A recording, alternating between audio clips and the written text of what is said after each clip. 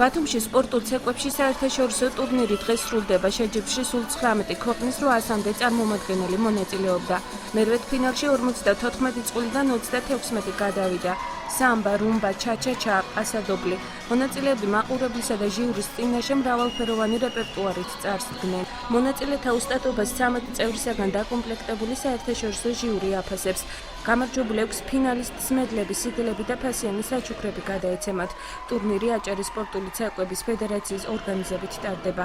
ღონისძიების მხარდამჭერი ბათუმის მერია და აჭარის განათლების, კულტურისა და სპორტის სამინისტროა. ტურნირის განხორციელებისათვის 15,000 ლარი გაიხარჯა. ძალიან მნიშვნელოვანია ჩემთვის ეს შეჯიბრება და ძალიან მინდა რომ გავიმარჯვო და საკმაოდ ძლიერი კონკურენტები მყავს. ცეკვავს სამბას, ჩაჩაჩას, რუმბას, პასადობს და ჯაევს.